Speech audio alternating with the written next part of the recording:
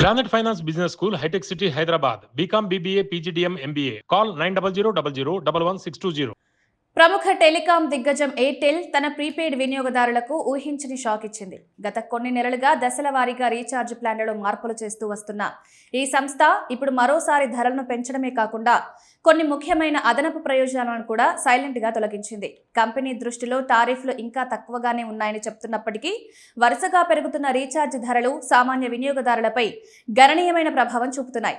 తాజా మార్పుల ప్రకారం వినియోగదారుల్లో మంచి ఆదరణ పొందిన 859 ప్రీపెయిడ్ ప్లాన్ను 899కి పెంచారు. ఈ ప్లాన్లో 84 రోజుల వ్యాలిడిటీ, రోజుకు 1.5 GB డేటా, అపరిమిత కాలింగ్ వంటి ప్రధాన ప్రయోజనాలు కొనసాగుతున్నప్పటికీ ఇందులో లభించే రివార్డ్స్ మినీ సబ్స్క్రిప్షన్ను కంపెనీ తొలగించింది. దీనివల్ల వినియోగదారులు ప్రతి నెలా పొందే క్యాష్ బ్యాక్, రివార్డ్ ప్రయోజనాలను కోల్పోతున్నారు. చిన్నగా కనిపించిన దీర్ఘకాలంలో ఇది వినియోగదారులకు అదనపు ఖర్చుగా మారుతుంది. ఇక బడ్జెట్ వినియోగదారులకు మరో పెద్ద షాక్గా 799 ప్లాన్ను పూర్తిగా రద్దు చేశారు. ఈ ప్లాన్లో 77 రోజుల వ్యాలిడిటీ, రోజుకు 1.5 GB data, unlimited calling, SMS వంటి ప్రయోజనాలు లభించేవి. తక్కువ ధరలో ఎక్కువ రోజులు వాడాలనుకునే వారికి ఇది మంచి ఆప్షన్గా ఉండేది. ఇప్పుడు ఆ ప్లాన్ లేకపోవడంతో వినియోగదారులు అధిక ధర ఉన్న ప్లాన్ల వైపు వెళ్లాల్సిన పరిస్థితి ఏర్పడింది. అధిక డేటా వినియోగదారులను దృష్టిలో ఉంచుకొని 1029 ప్లాన్ను ప్రధానంగా ప్రోత్సహిస్తున్నారు. ఇందులో 84 రోజుల వ్యాలిడిటీ, రోజుకు 2 GB డేటా, అపరిమిత 5G డేటా, OTT సబ్స్క్రిప్షన్ వంటి ప్రయోజనాలు ఉన్నాయి.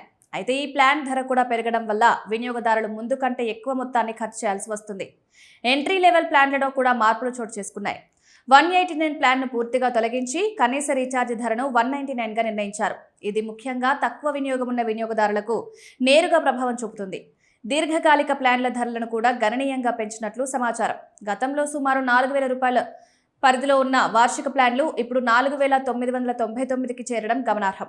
ఈ మార్పులన్నింటి ఫలితంగా వినియోగదారుల మొత్తం ఖర్చు క్రమంగా పెరుగుతుంది. ఒకవైపు ధరలు పెరగడం, మరోవైపు క్యాష్ బ్యాక్లు, రివార్డ్స్ వంటి చిన్న ప్రయోజనాలను తొలగించడం వల్ల పరోక్షంగా భారం మరింత పెరుగుతోంది. ముఖ్యంగా విద్యార్థులు, తక్కువ ఆదాయం కలిగిన వారు, గ్రామీణ ప్రాంతాల్లో ఉన్న వినియోగదారులు ఈ మార్పులను ఎక్కువగా అనుభవించాల్సి వస్తోంది.